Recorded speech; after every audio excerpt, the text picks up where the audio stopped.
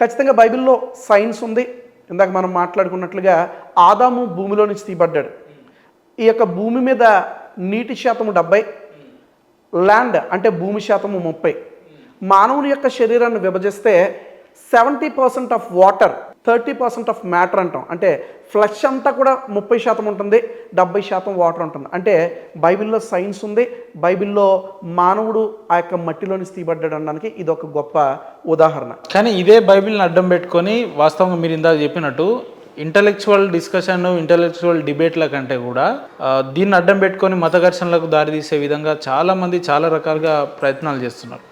ఇది మంచిదంటారా? ఏ సమాజానికైనా, ఇది హిందూ సమాజానికైనా ఎవరికైనా కూడా మంచిదంటారా? ప్రతి మత గ్రంథంలో కూడా ఒక వచనం, ఒక శ్లోకము ఉంది అని అంటే దాని యొక్క ఆరిజిన్ మనం వెళ్ళిపోవాలి. అది ఏ సందర్భంలో రాయబడింది, కాంటెక్స్ట్ అంటాం. మేము థియాలజీ చదివిన మేము అందరం కూడా కాంటెక్స్ట్ అంటాం. అంటే సందర్భము. మీకు 2 పిల్లలు, ఇప్పుడు ఆ 2 పిల్లలు ఇక్కడికి వచ్చి గట్టిగా అరుస్తూ ఉంటే మీరు అంటారు కదా, మీరు అల్లరి చేస్తే తోలు తీస్తాను, మాట్లాడితే తోలు తీస్తాను. నేను అట్లా అన్నాను. సహజంగా ప్రతి తండ్రి అలాగే అంటాడు. నేను అట్లా అన్నాను. సరే, మీరు అనకపోవచ్చు.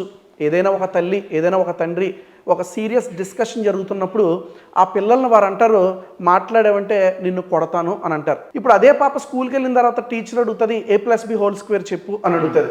మా నాన్నగారు మాట్లాడితే కొడతాను అన్నారండి అని అన్నది అనుకోండి, ఆ కాంటెక్స్ట్లో ఖచ్చితంగా వీపు పగిలిపోద్ది ఆ పాపకి లేదా ఆ బాబుకి.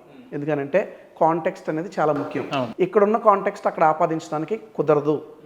ఇక్కడున్న కాంటెక్స్ట్ని అక్కడ మనము ఆచరిస్తామంటే కుదరదు. కాంటెక్స్ట్ ఏంటో తెలుసుకోవాలి, ఆ యొక్క ఆరిజిన్ ఏంటో తెలుసుకోవాలి. తద్వారా అప్పుడు మనం ఎలా ఆపాదించాలో అది మనం తెలుసుకోగలుగుతాం. ఇప్పుడు మీ ఇంటికి ఎవరైనా హిందూ మిత్రులు కానీ లేదంటే ఇతర మతస్థులకు సంబంధించిన వాళ్ళు కానీ వస్తే మీరు సాధారణంగా ఆహ్వానిస్తారా? ఆతిథ్యం ఇస్తారా వాళ్ళకు? ఖచ్చితంగా మా ఇంటికి ఎవరు వచ్చినా, రేపు మీరే వచ్చినా మా ఇంట్లో ఖచ్చితంగా మీకు ఆతిథ్యం ఉంటుంది.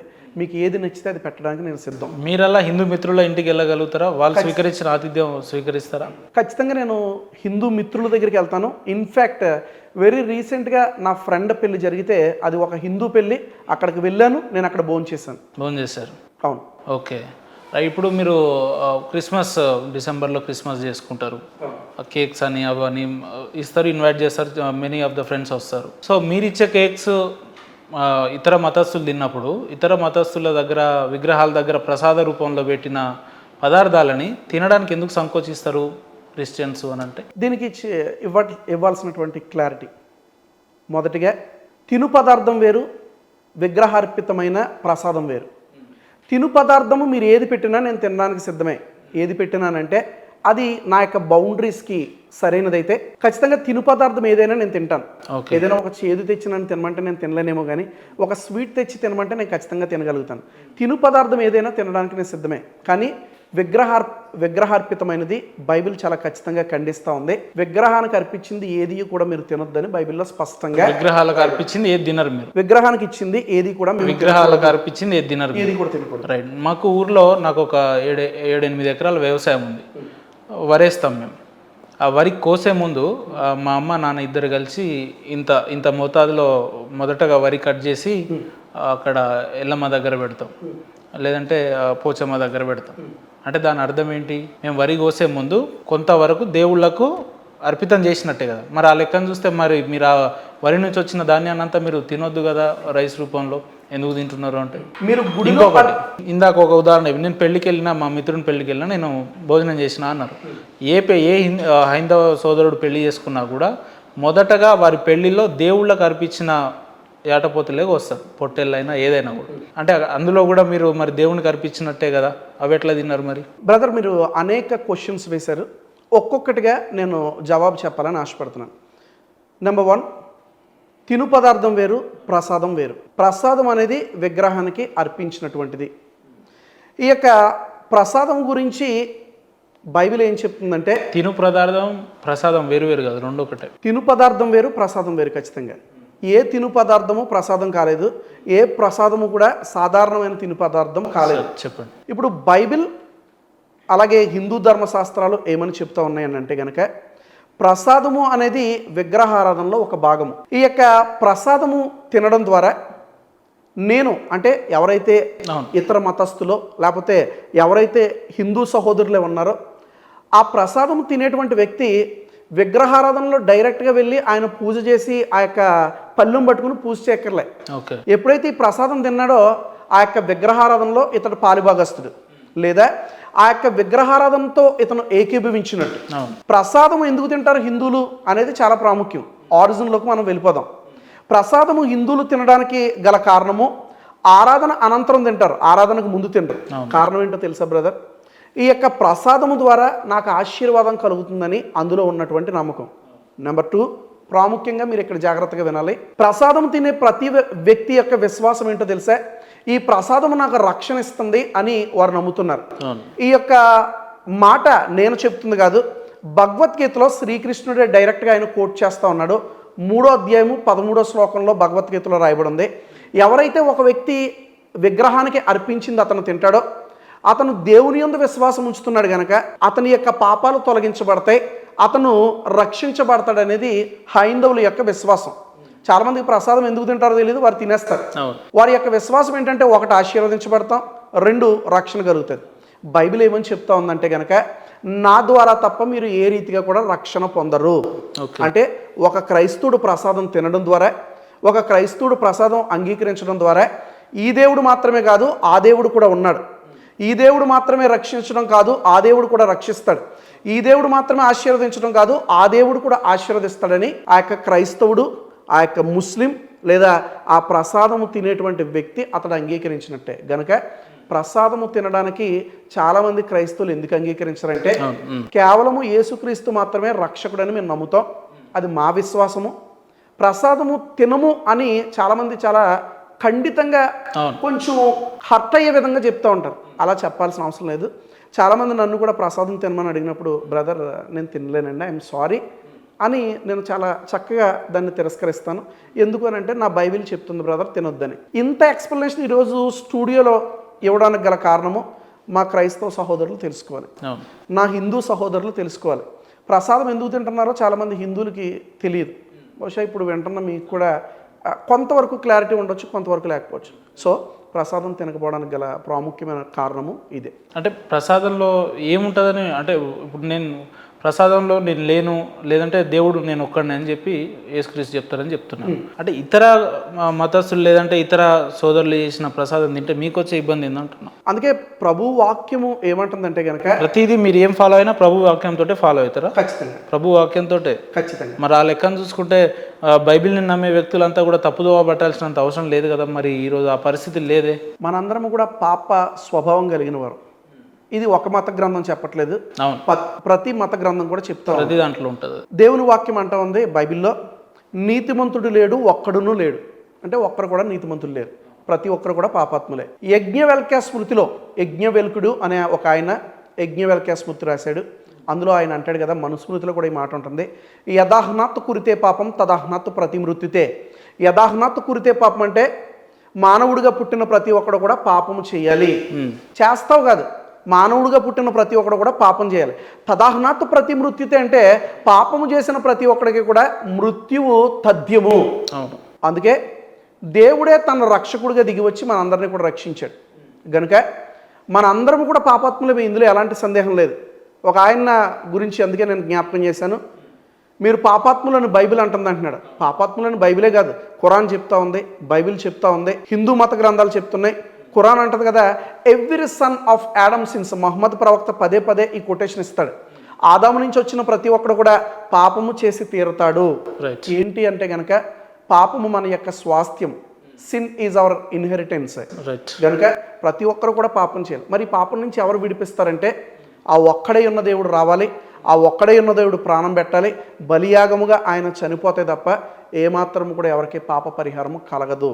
ఆయన మరణించిన తర్వాత ఆయన ఆ యొక్క రక్తం ద్వారా మనందరం కూడా మన పాపాలు కడగబడతాయని ప్రతి మత గ్రంథం కూడా క్లియర్గా, వెరీ క్లియర్గా, ఇంత క్లియర్గా అయితే ఉంది కదా. అయితే మీలాంటి ఇంటెలెక్చువల్స్ లేదంటే కొంతమంది ఎడ్యుకేటెడ్ అయి సమాజాన్ని చదివిన వాళ్ళు, సొసైటీని కొంతవరకు తెలుసుకునే ప్రయత్నం చేసిన వాళ్ళు, మీ ఇంటెన్షనల్గా మీ పర్సనల్గా ఫీలింగ్గా ఇది చెప్పండి, సొసైటీ కూడా అర్థం అవ్వాల్సిన అవసరం ఉంది.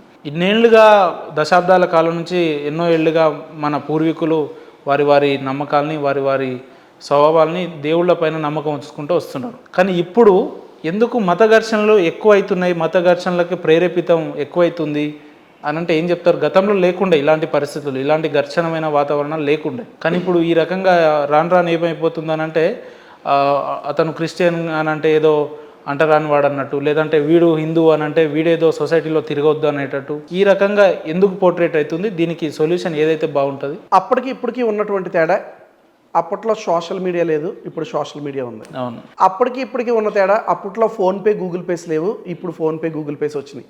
ఎప్పుడైతే ఫోన్పే గూగుల్ పే తీసేస్తారో, ఎప్పుడైతే ఒక భక్తుడు ధర్మ ప్రచారం పేరుతోనో లేకపోతే సువార్త పేరుతోనో ఏదో వీరు ఉద్ధరిస్తున్నారని భక్తుడు ఎప్పుడైతే నమ్మడం మానేస్తాడో ఆ రోజు ఈ గొడవలు ఖచ్చితంగా ఆగిపోతాయి. ఎంతకాలం అయితే నువ్వు ఆ యొక్క దుర్మార్గులను పోషిస్తావో, ధర్మ ప్రచారం పేరు చెప్పి ఏదో సోషల్ మీడియాలో ఇష్టం వచ్చినట్టు మాట్లాడి ధర్మ ప్రచారం పేరుతో ఆ యొక్క కొందరి మీద దాడి చేయడం. ఆయన ఎవరో దేశభక్తి అంటే అనుకుంటున్నాడు, మైసూర్ పాక్లో పాక్ తీసేస్తే దేశభక్తి అనుకుంటున్నాడు. ఏంటంటే పాకిస్తాన్ పాక్ కనుక ఆయన మైసూర్ పాక్ అంటే పాకము అని కూడా తెలియనాడు దేశభక్తుడు. సో ఎప్పుడైతే ఈ యొక్క ధనము ట్రాన్సాక్షన్స్ ఆగిపోతాయో ధర్మ ప్రచారం ఆగిపోద్ది, సువార్త కూడా చాలామంది తగ్గిపోతారు. ఎందుకనంటే కొందరు డబ్బుల కోసమే సేవ చేయడానికి పాస్టర్ అనేటువంటి ట్యాగ్ లైన్ తగిలించుకోవడానికి గల కారణం ఏంటంటే ఎలాంటి చదువు అక్కర్లేదు, ఎలాంటి డిగ్రీ అవసరం లేదు. అయ్యా నీకు ఎవరు ట్రైనింగ్ ఇచ్చారంటే నాకు దేవుడే ట్రైనింగ్ ఇచ్చాడు అంటున్నారు. ట్రైనింగ్ ఎందుకు అని తిరిగి ప్రశ్నిస్తూ ఉన్నారు. నేను అంటాను కదా, ట్రైనింగ్ అవసరం అంటారా? పాస్టర్ అవ్వాలంటే ట్రైనింగ్ తీసుకోవాలన్నా, చాలా మందికి తెలియదు ఇది. ఖచ్చితంగా తీసుకోవాలి అని రూల్ ఏం లేదు, కానీ తీసుకోవడం వల్ల చాలా మంచిది. ఓకే. తీసుకున్నట్టు ద్వారా మనం ఏం మాట్లాడాలి, ఏం మాట్లాడకూడదు, ఎందుకు మాట్లాడాలి, ఎందుకు మాట్లాడకూడదు, ఎంత మాట్లాడాలి, ఎంత మాట్లాడకూడదు అనేది మనకు కొన్ని తెలుస్తూ ఉంటాయి. కొంతమంది హిందూ దేవీ దేవతలను దూషించడానికి కారణం ట్రైనింగ్ లేకపోవడం. కొంతమంది ఈ స్వస్థతలు ఏవో జరిగిపోతాయని కచ్చీఫ్లు నూనెలు అమ్ముకోవడానికి, పండ్లు అమ్ముకోవడానికి కారణము ట్రైనింగ్ లేకపోవడం. ఎవరయ్యా నీకు ట్రైనింగ్ ఇచ్చారంటే నాకు దేవుడే ట్రైనింగ్ ఇచ్చారంటున్నారు కొంతమంది. నేను ఒక మాట చెప్పాలనుకుంటున్నాను, బైబిల్లో ప్రతి భక్తుడు కూడా ట్రైనింగ్ తీసుకున్నవాడే. కొందరు కొద్ది రోజులు తీసుకున్నారు, కొందరు కొద్ది నెలలు తీసుకున్నారు, కొందరు కొన్ని సంవత్సరాలు తీసుకున్నారు. చివరికి ప్రభువైన యేసుక్రీస్తు కూడా తన 12వ ఏట నుండి 30వ సంవత్సరం వరకు ఆయన ఎక్కడున్నాడో కనబడలే. నేను అంటాను కదా ఆయన ట్రైనింగ్ తీసుకున్నాడు అంటాను. మోషే 120 సంవత్సరాలు బ్రతికితే మొదటి 39.5 సంవత్సరాలు ఆయన ఐగుప్తులో గడిపాడు. ఓకే. చివరి 40 సంవత్సరాలు ఆయన ప్రజలని ఆ యొక్క అరణ్యంలో నడిపించాడు. ఆ మధ్యలో 40 సంవత్సరాలు ఆయన దేవునితో ట్రైనింగ్ అయ్యాడు. శిష్యులు 3.5 సంవత్సరాలు యేసుక్రీస్తుతో తిరగడానికి గల కారణం వారు ట్రైనింగ్ తీసుకున్నారు. సేవకులందరిలో, యాజకులందరిలో గొప్పవాడైన సమూయేలు, ఆయన ఈ ఏలీ దగ్గర ట్రైనింగ్ తీసుకున్నాడు. ఇలా చెప్పమంటే ప్రతి సేవకుడు ఎంతకాలం ఎవరి దగ్గర ట్రైనింగ్ తీసుకున్నాడో నా దగ్గర ఒక నోట్స్ ఉంది, నేను ఇవ్వగలుగుతాను.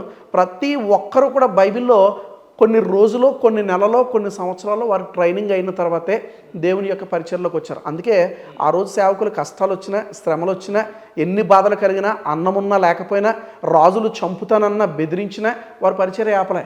ఈరోజు సరిగ్గా మీరు 2 కేకలు వేసారనుకోండి, చర్చ్ మూసే అనగానే చర్చ్ మూసేస్తారు. కారణం ఏంటి? ట్రైనింగ్ లేకపోవడమే. వాళ్ళలో నిజాయితీ చాలా తక్కువ ఉండడం వల్లనే. నిజాయితీ తక్కువ అని నేను చెప్పను, కానీ దేవుని గురించి కొంత ట్రైనింగ్ అయితే ఎక్కడ ఏం చేయాలనేది మనకు బాగా తెలుస్తుంది. కానీ అసలు పాస్టర్కి లేదంటే సామాన్య ఒక దైవజనుడికి అతని దగ్గర ఉన్నదేంటి, ఇతని దగ్గర లేనిదేనంటే ప్రతి ఒక్కరు ఇప్పుడు మీరు చూస్తున్నారు, ఒక బ్లేజర్ వేసుకొని నేను పాస్టర్ అని చెప్పి వచ్చేస్తున్నారు. అసలు ఎవరు పాస్టరు, ఎవరిని నమ్మాలి, ఎవరు నిజమైన పాస్టర్లు అంటే అది మనము ఖచ్చితంగా విశ్వాసులకే వదిలేయాలి. ఎందుకనంటే బ్రదర్, ఈరోజు ఒక పేరు చెప్పి మీరు పదే పదే ఒక పేరు ఇందాక నుంచి అంటూ ఉన్నారు. ఆయన ఒక్కడే దొంగ అని మీ ఉద్దేశమా, లేకపోతే నా ఉద్దేశమో కాదు. ఓకే, చాలామంది దొంగలు ఉన్నారు. ఒక ఉదాహరణ చెప్పాలనేది మీ యొక్క ఆలోచన. మీకు తెలిసిన పేరు ఒకటి చెప్తా ఉన్నారు, కానీ చాలామంది దొంగలు ఉన్నారు. చాలామంది దొంగలు ఉన్నారు. నీకేదో జరిగిపోతుంది అని కొంతమంది, దేవుడు నీతో మాట్లాడమన్నాడు అని చెప్పేవారు కొంతమంది, నూనె బాటిల్ అమ్ముకునేవారు కొంతమంది, కర్చీఫ్లు అమ్ముకునేవారు కొంతమంది, పడగొట్టేవారు కొంతమంది. నేను అంటాను కదా, యేసుక్రీస్తు ఎన్నడూ ఎవరిని పడగొట్టలే, ఆయన పడిన వారిని లేవనెత్తాడు. ఓకే. సో ఇప్పుడు పాస్టర్లు పడగొడుతున్నారు, యేసుక్రీస్తు ఎవరిని పడగొట్టలే. ఓకే. ఇప్పుడున్న యంగర్ జనరేషన్కి యాజ్ ఏ ఇంటెలెక్చువల్ పాస్టర్గా ఒక మంచి సందేశాన్ని ఇవ్వాలి త్రూ అవర్ ఛానల్ అని అంటే వ్యూవర్స్కి ఏం చెప్తారు మీరు? దేవుని పరిచయకు వచ్చే ముందు 1కి 10 సార్లు మీరు చెక్ చేసుకుని రావాలి అనే సందేశాన్ని ఇస్తాను. నెంబర్ 2, మీరు మంచిగా ట్రైనింగ్ తీసుకుంటే మంచిదే, ట్రైనింగ్ లేకపోతే మేము సేవ చేయొద్దంటే ఖచ్చితంగా చేయి, కానీ దేవుని పిలుపు ఉండాలి. చాలామంది దేవుని పిలుపు లేకుండానే వస్తున్నారు. ఫాదర్ ఫోర్స్ చేస్తానో, తండ్రి పాస్టర్ అయితే ఖచ్చితంగా నేను పాస్టర్ అవ్వాలి అన్నట్లుగా ఆ తండ్రి ఫోర్స్ చేయడము, వీళ్ళు రావడము, అదేదో వాళ్ళ జన్మ హక్కు ఖచ్చితంగా దీన్ని నెపోటిజం అంటాం. నెపోటిజం. మీరు యాంకర్ కనుక మీ అబ్బాయి కూడా యాంకర్ అవ్వాలి, నేను పాస్టర్ కనుక నా కుమారుడు కూడా పాస్టర్ అవ్వాలి, ఈ యాక్టర్ కొడుకు యాక్టర్ అయినట్టుగా, డాక్టర్ కొడుకు డాక్టర్ అయినట్టుగా. ఇది పాస్టర్ కొడుకు పాస్టర్ అవడానికి వీల్లేదు. ఎందుకనంటే అది శరీర సంబంధమైనది, ఇది ఆధ్యాత్మికమైనది. ఒక డాక్టర్ ఒక మనిషినే చంపగలడేమో, ఒక యాక్టర్ తనకి సరిగ్గా యాక్టింగ్ రాకపోతే కూర్చున్న ఆడియన్స్ని మెప్పించలేడేమో, కానీ ఒక ఆధ్యాత్మిక గురువు ఒక్క పదము తప్పు పలికితే దేశం మొత్తం కూడా అల్లర్లు చెలరేగేటువంటి అవకాశం ఉంది. కనుక నువ్వు పాస్టర్ కొడుకు అయినంత మాత్రాన పాస్టర్ అవ్వాలని లేదు, నువ్వు పాస్టర్ ఇంట్లో పుట్టావు కాబట్టి పాస్టర్ అయిపోవాలని లేదు. ఒకవేళ దేవుని పిలుపు నీకు ఉంటే నిన్ను పాస్టర్ అవ్వకుండా ఏ ఒక్కరు కూడా ఆపలేరు. ఎనీవే రైట్ బ్రదర్, అడగంగానే మా స్టూడియోకి వచ్చి ఇంత టైంని కేటాయించారు. దాదాపు చాలా మటుకు నాకు తెలియని విషయాలు కూడా మీ ఇంటర్వ్యూ ద్వారా నేను ఇంతసేపు కొంతవరకు నేర్చుకున్నా. Thank you so much brother, వచ్చి టైం కేటాయించినందుకు మీకు ప్రత్యేక ధన్యవాదాలు. థ్యాంక్ యూ అన్న, థ్యాంక్ యూ. ఒక చిన్న మాట నేను చెప్పాలని ఆశపడుతున్నాను. చెప్పండి. ఈ యొక్క ఎడ్యుకేట్ చేసే ఆ యొక్క క్రమంలో, ప్రజలను ఎడ్యుకేట్ చేసే క్రమంలో కొన్ని పదాలు ఒక్కొక్కసారి తప్పు రావచ్చు.